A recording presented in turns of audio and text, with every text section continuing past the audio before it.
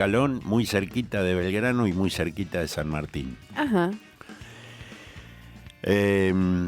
O sea, es un prócer con mayúsculas. Lo que pasa que muchas veces fue un poco olvidado o por distintas circunstancias siempre se trascendió mucho más todo aquello que de alguna manera pasaba más por Buenos Aires que por el interior del país, pero hay muchos hombres de primerísimo nivel que merecen el reconocimiento expreso y que no son precisamente hechos en Buenos Aires. Si bien el caso de Güemes es relativamente,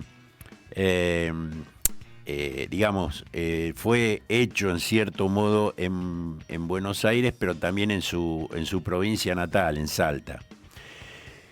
Como es muy, muy, muy grande, digamos, hay demasiadas cosas para hablar de Güemes.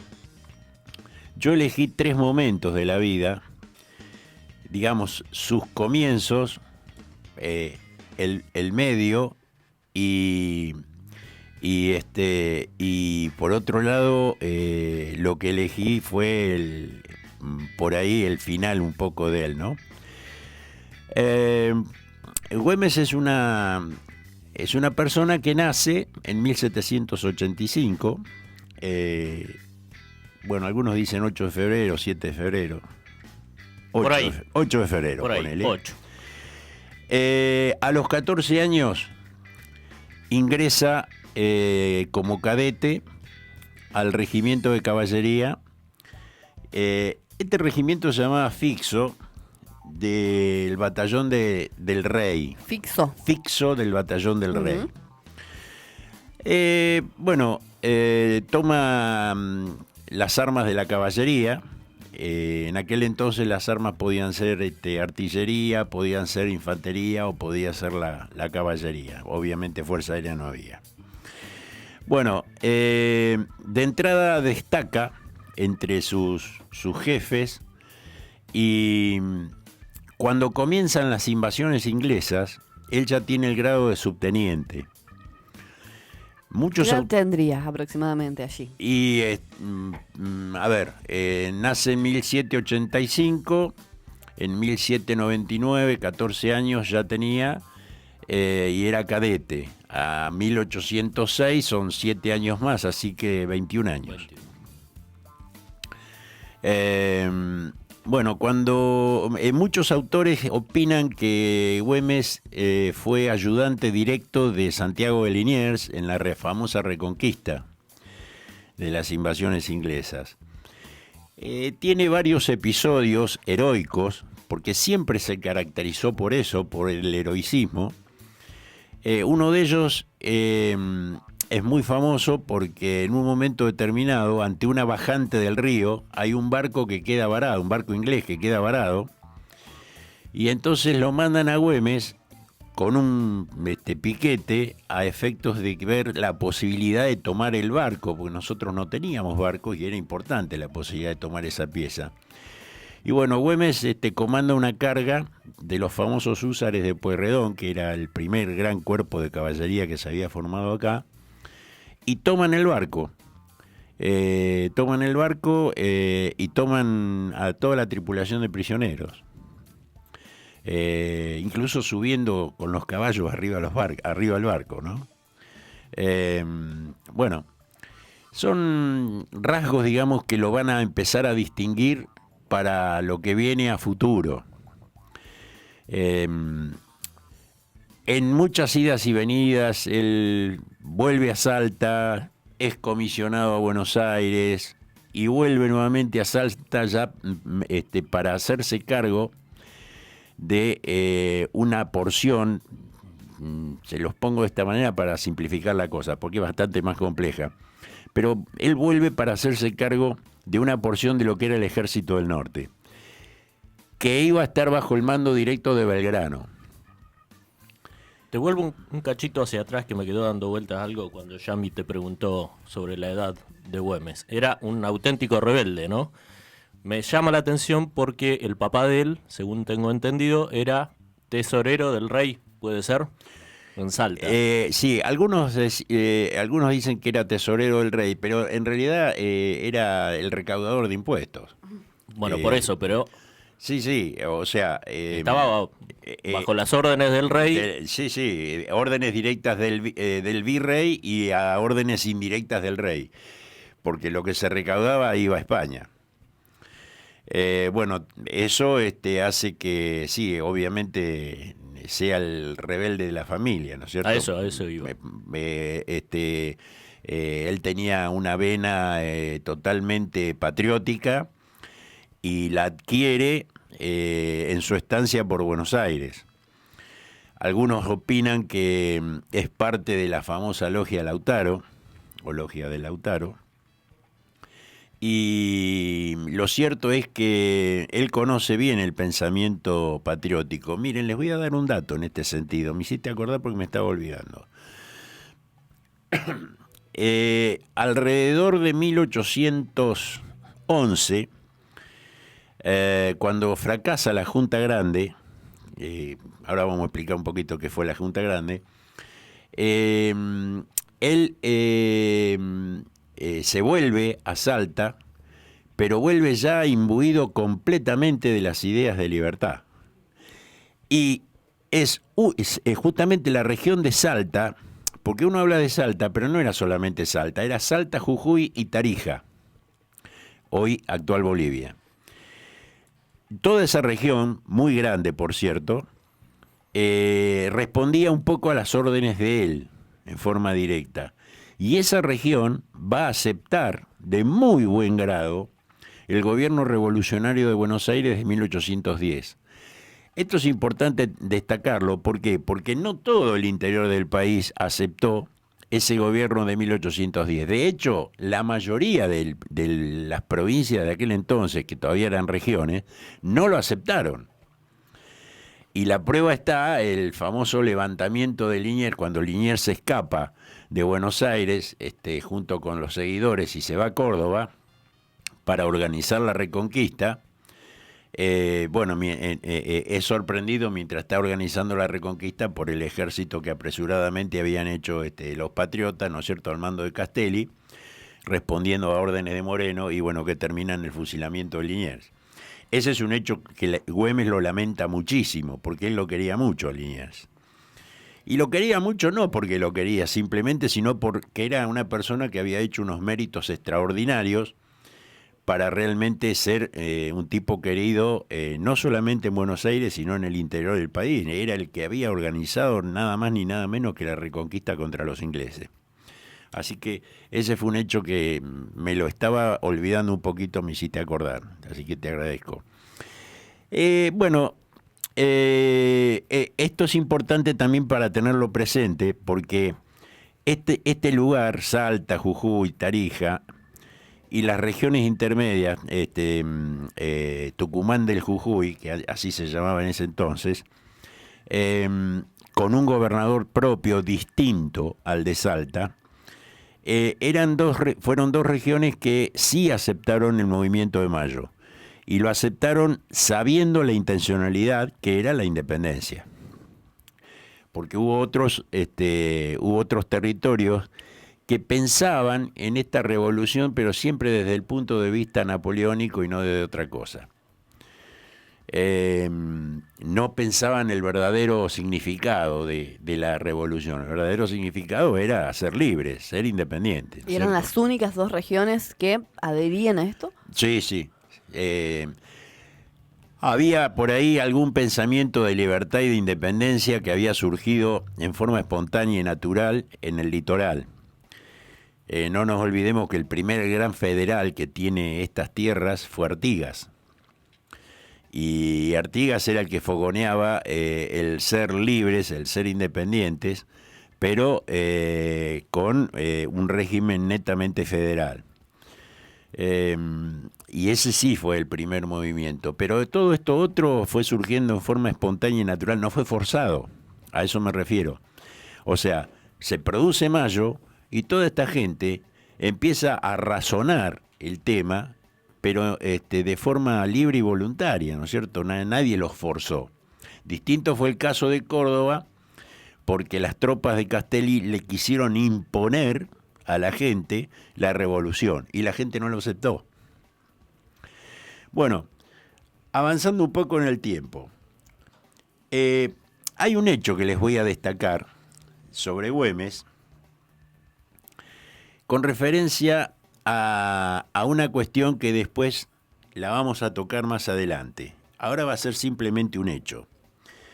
El hecho es este. En junio de 1812, él está a las órdenes de Belgrano, y Belgrano lo viene destacando permanentemente como un gran jefe y un gran proyecto para el futuro. Sin embargo, en forma intempestiva, le ordena, castigándolo, le ordena que vuelva a Buenos Aires por una conducta indecorosa privada. ¿Qué pasó ahí? Después te lo voy a contar.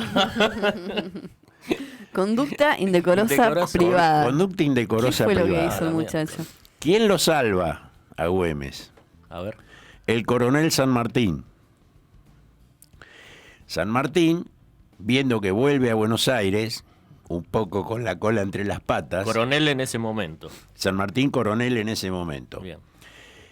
Arrancaba con todas sus tropas para ir primeramente hacia el norte, por el lado del litoral, para después cruzar hacia lo que iba a ser en el futuro Mendoza y el Plumerillo. Entonces San Martín lo incorpora a las tropas y lo salva de quedarse castigado en Buenos Aires. Y le hace prometer algo que a la larga Güemes después no cumple. Ahí está la incógnita. A ver. Bueno, pero esto sigue. No nos adelantemos a los acontecimientos. San Martín se da cuenta de la importancia que tiene Güemes, no solamente como persona él, sino como símbolo para la provincia. Por eso, y eso se lo dice, no lo engaña para nada. Le dice bien clarito, mirá, vos sos un símbolo. ¿Vos entendés lo que significás para el norte? Vos sos un símbolo. O sea, vos sos el que cohesiona y el que anexa a toda la gente y la incita a pelear contra el invasor. Son la bandera de eso en el norte. Y Güemes se lo entiende. Obviamente era un tipo muy inteligente, así que se lo entiende perfectamente bien. Entonces, bueno, Belgrano, condescendiente con todo esto, no dice más nada en el tema. Y bueno, cuando Belgrano se vuelve, el que queda en el norte, haciéndole la pata ancha a los maturrangos, a los españoles, es ni más ni menos que Güemes. Nos vas a contar. Sí, sí. ¿Sí? O sea, ahora estamos todos pensando a ver qué fue lo que pasó. Bueno, Güemes organiza. Güemes sabía perfectamente bien que no se podía librar una batalla en campo abierto contra los españoles, porque los gauchos estaban mal armados y eran milicia, no eran militares. La milicia es la voluntad de pelear, pero sin la instrucción militar. Esto que estás contando tiene que ver con el castigo de Belgrano. No, nada que ver. Bien. Te quedó pendiente. Claro, me quedó eso dando vuelta. Ahora después te vas a enterar. El tema es así. Güemes sabía perfectamente bien que él tenía gente muy valiente, pero sin instrucción militar. Y los españoles con que él se enfrentaba eran veteranos de la guerra de Napoleón. Claro. O sea, eran tipos muy curtidos. Acá mucha gente, vos decís españoles y piensan que eran, no sé, panaderos o cosas por el estilo. No. Tenían una formación. Tenían una formación militar de primerísimo nivel. De primerísimo nivel, eran tropas elegidas. Bueno, todo esto, Güemes lo sabía perfectamente bien. Entonces sabía que no podía enfrentarlos en forma directa. Y organiza una guerra de guerrillas. ¿Qué es una guerra de guerrillas? Atacaban en puntos insospechados a los españoles, los atacaban rápidamente, le producían 10, 15, 30, 40 bajas y se iban rápidamente. Y eso en forma permanente. Y los españoles llegó a un punto que no dormían, Claro. porque no sabían cuándo iban a ser atacados. Y un soldado cansado es lo peor que te puede pasar en la tropa. Obviamente la milicia de Güemes estaba muy descansada porque ellos sí sabían cuándo iban a atacar. Pero los españoles no. Y si se me permite la licencia, los volvieron locos realmente. Fue realmente espectacular. ¿Se prolongó eso durante cuánto tiempo? Y eso se prolongó durante alrededor de 2 años y medio, 3 años. O sea, fue mucho tiempo.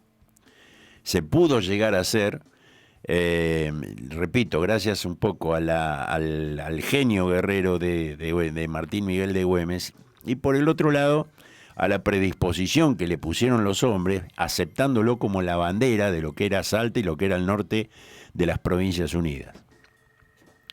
Bueno, acá hay muchas idas y venidas que realmente nos excederían muchísimo en el tiempo. Porque repito, yo lo considero a nivel de un grosso, entre paréntesis, a Güemes. Es una persona excepcional en ese sentido.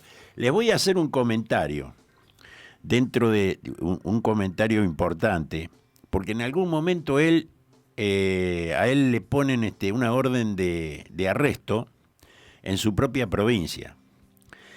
¿Qué es lo que pasa? En mayo de 1800... Vivía castigado Güemes, ¿no? Lo que pasa que, a ver... Es tal cual se dice, que era un rebelde y que tenía carácter medio fuerte. Medio no, era un carácter muy fuerte, pero vos... Un mal arreado. Sí, pero vos ponete en lugar de él. ¿De qué otra forma podés, podés ponerte al frente de tropas que son tropas que están ahí por la voluntad de ellos? Porque, a ver, si vos eras un gaucho y tenías al lado 5 más, y se enemistaban entre ellos y alguno iba y decía yo me voy y se iba. Y a Güemes eso no le cabía, no podía dejar que pasara, porque si se iba uno se podían ir 500.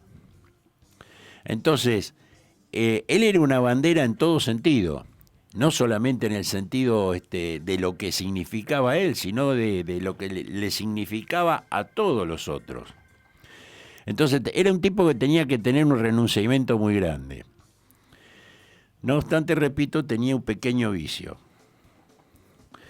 Bueno, en un momento determinado... Otra vez, lo tiraste ahí, un pequeño vicio. En un momento dado, en mayo de 1815, a él lo designan gobernador de Salta y de los territorios que comprendía, ¿no es cierto? Ya te dije, Jujuy, Tarija. Bueno, en un momento determinado, ellos ganan varias pequeñas batallas y se van quedando con las armas de los españoles. Rondó, que en ese momento era el que estaba al mando del Ejército del Norte, como se entera que tienen muchas armas, les manda a pedir 500 fusiles y Güemes se los niega. Se los niega aduciendo que si le manda los 500 fusiles deja totalmente desarmado a los gauchos de él, y razón no le faltaba. Es más, si vos sos Rondó y estás al frente de un ejército, se supone que tu ejército tiene armas, entonces no me podés venir a pedir a mí armas. Si vos estás al frente de un ejército y no tenés armas, realmente qué clase de general sos. Había una doble finalidad ahí, ¿no? Y había una cuestión de egos personales, obviamente, vos sabés que siempre... No, pensé que algo de un negocio, algo. No, negocio no, pero era una cuestión de egos personales. Era pero 500 armas, estamos hablando de... las armas estaban, pero las armas eran utilizadas por los gauchos de Güemes. Es decir, si yo te doy un arma a vos, yo me quedo desarmado. Exacto. No, pero yo soy ejército y fenómeno, vos sos ejército, ¿y qué hiciste con las armas tuyas? No teníamos. ¿Y cómo no teníamos? Entonces, ¿cómo podés tener un ejército si no tenés armas? O sea, había toda una serie de cuestiones. Rondó a esto, incluso ya había sido vencido en una batalla y también habían dejado las armas en su momento tiradas porque tenían que escapar. O sea que había muchos problemas en ese sentido. Bueno, el tema está en que hay una disputa entre ellos dos, y como Rondó tenía mayor cargo y mayor grado, Güemes es, en cierto modo, es sancionado, ¿no es cierto? Incluso le pone precio a la cabeza. Bueno, lo mandan al presbítero Gorriti, que estaba en Tucumán, lo mandan a Salta a tratar de apaciguar las cosas, de calmar las aguas, y Gorriti logra más o menos hacer una paz entre estos dos. Rondó no la acepta demasiado, pero había un tema que era predominante, que era la voluntad de San Martín. Y San Martín lo que decía, señores, déjenlo tranquilo a Güemes allá arriba, porque es el que está bancándose todo. Que labure. Y sabe cómo hacerlo. Claro, sabe cómo hacerlo. Víctor, no nos quedan muchos minutos, así que por ahí te pido Bueno, que lo redondeemos un poco. Vamos, Sí, yo quería entonces, hablar de Belgrano también, ¿eh? Sí, sí. Bueno. Estamos cerquita de conmemorar un año más y por allí tenemos las fechas un poquito cruzadas según el otro relato, la otra parte de la historia. Bueno, vamos derecho viejo a un hecho en concreto. Dale. La historia dice que el 7 de junio de 1821, un jefe salteño, pero al servicio de España, entiéndase bien, no patriota, José María Valdés, le decían el Barbarucho, gracias a un soplo que le pasa un amigo de él, teniendo en cuenta que era salteño, tenía amigos en Salta. Este tipo le dice, mirá, Güemes va a estar tal día en tal lado. Un buchón, no un soplo, un buchón. Un buchón, Claro. bueno. Entonces este tipo, con los 400 hombres que tenía, porque a Güemes lo buscaban desesperadamente, con los 400 hombres, algunos dicen que había ido a visitar a la hermana Güemes. Con los 400 hombres que tenía, le tienden una trampa en la Plaza Mayor de Salta. Bueno, Güemes está varios días ahí tratando de ver de qué forma puede zafar eso, hasta que se da cuenta que es medio difícil. Entonces, la historia literaria, esa que adorna las cosas, dice que Güemes se sube a su caballo, se despide de sus seres queridos, sale corriendo hacia una empalizada, la salta con el caballo, se va, y cuando le tiran de atrás, una bala le impacta. Algunos dicen que le impactó en el glúteo, otros dicen que le impactó en abajo del hombro. La cuestión que fue herido. Él sigue, logra zafar igual, logra irse del cerco, zafa el cerco, y llega hasta donde estaban sus tropas, y después de 10 días de mucho sufrimiento, la herida se le infectó, ese fue el gran problema, porque la herida en sí no era grave, pero se le infectó. Después de 10 días de mucho sufrimiento se muere. Y le deja dicho a Bock, que era su segundo jefe, que él tenía que continuar exactamente con la misma tarea que venían haciendo. Ahora vamos a juntar todo eso que yo te dejé ahí en una incógnita. Sí, por favor. ¿Cuál fue la conducta indecorosa de ¿Qué Güemes? hizo? Güemes andaba de novio con 3 o 4 chicas casadas. 3 o 4, 3 o 4. Casadas. Casadas. el vicio. Belgrano, cuando se entera, le dice: eso es inapropiado para Jamás. ningún oficial. Dice: no podemos hacer bajo ningún punto de vista eso, así que deje inmediatamente de hacer lo que está haciendo. Güemes no le hace caso y entonces lo castiga y lo manda a Buenos Aires. Como San Martín se entera de todo esto, por eso le levanta la prohibición, el castigo, pero le hace prometer que nunca más va a hacer una cosa de esas. Dicen las malas lenguas que era lo único que se le podía achacar hoy, que se le puede achacar a Güemes, es el hecho de que cuando se enteraba que había algún gaucho con alguna china más o menos importante, lo mandaba a pasear a la noche y se quedaba un rato en la casa de la china. Mira vos, abuelo. Aparentemente, entonces, los que comentan esto como episodio dicen que el gaucho, que no había estado enterado de que Güemes iba a visitar a su casa, lo vio saliendo por una ventana, le tiró, le pegó y Güemes logró llegar, pero muere. ¿Cuál es la realidad, cuál es la verdad del tema? No sabemos. No se sabe. Yo les cuento la de cal y la de arena. Mirá qué lindo cierre, ¿no? Para Güemes. Hermoso, la cosa. Pero tenía una dificultad, ¿verdad? Que era gangoso él. Algunos dicen que era gangoso, otros dicen que... O sea, no tenía dificultad con las chicas, pero... No. Pero otros dicen que se le producía como un gangosismo o tartamudez cuando estaba muy nervioso. Cuando estaba muy nervioso, pero no siempre.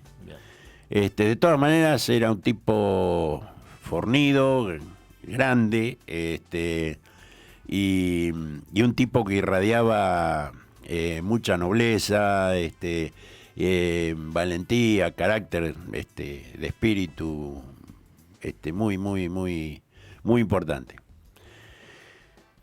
De Belgrano, ¿qué se puede decir de Belgrano que no se haya dicho ya? Yo traje sobre todo para precisar más o menos la famosa discusión de los colores de nuestra bandera, ¿les parece? Sí, los colores y la fecha del 20 de junio. Bueno, el 20 de junio de 1820 muere Belgrano. Entonces, sí. Te pido, resumís esto y si querés, el sábado que viene, lo cerramos. Dale. ¿Sí?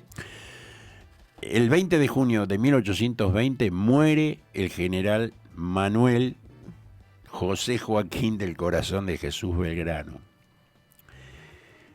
Entonces no se celebra nada.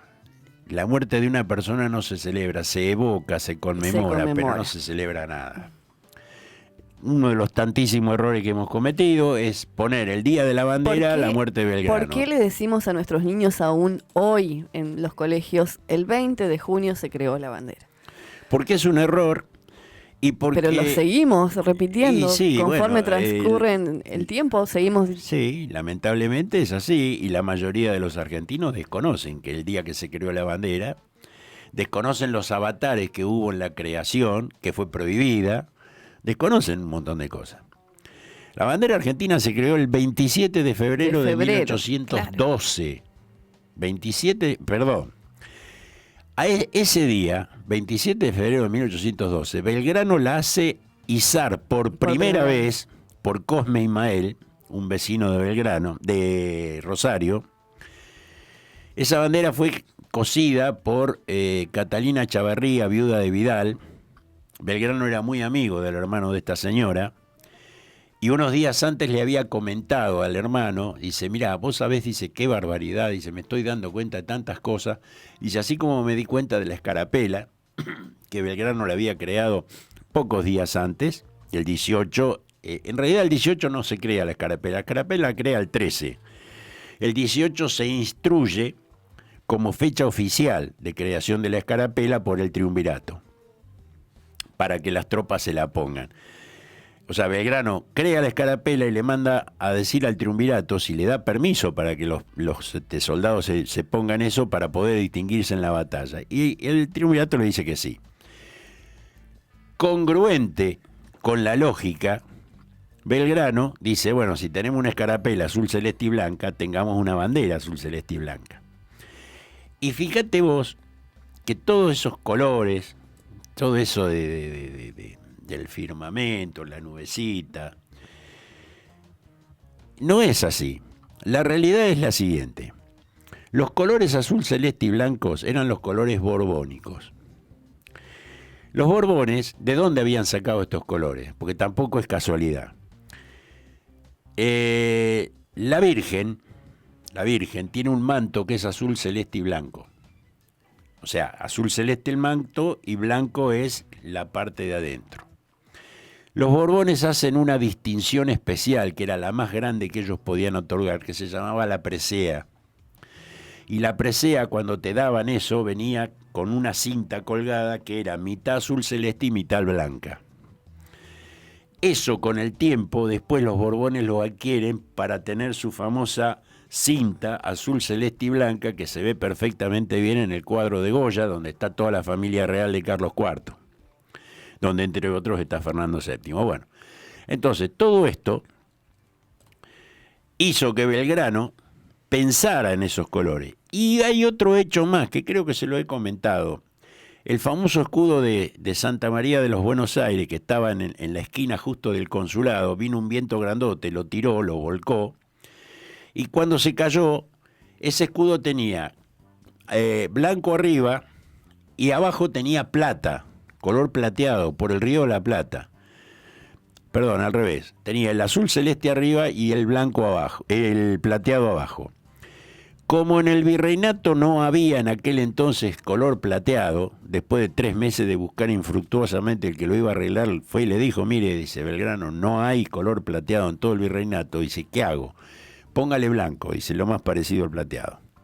Y quedó entonces ese escudo azul celeste y blanco, que es el escudo que tiene actualmente Buenos Aires. Todo esto hizo que Belgrano pensara en esos colores azul celeste y blanco. El 27 de junio. 27 de junio de 1812, a las 6:30 de la tarde se iza por primera vez la bandera que hoy conocemos nosotros. Que hoy conocemos como Argentina. Víctor, un placer escucharte, como siempre. ¿Cuántas cosas, no? Vamos anotando. El sábado que viene espero haber sido útil.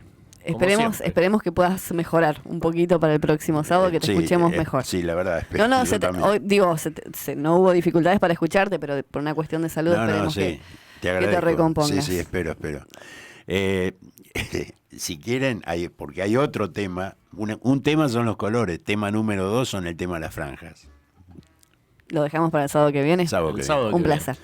Bueno, saludos para todos. El doctor Víctor Policano Dragos, historiador, investigador histórico, y siempre es bueno escucharlo y además aprendemos todo el tiempo. Con Marcelo, sí, 56 minutos de las 13 horas. De las 13, ya lo tenemos a Guillermo Burgos. No, de las 12, perdón, de las 12. No, estamos confundiendo a la gente. Ahí estamos, 12 horas 57 minutos. Así es. ¿Continuamos? Continuamos, ¿Qué escuchamos? Escuchamos a Científicos del Palo, el abogado.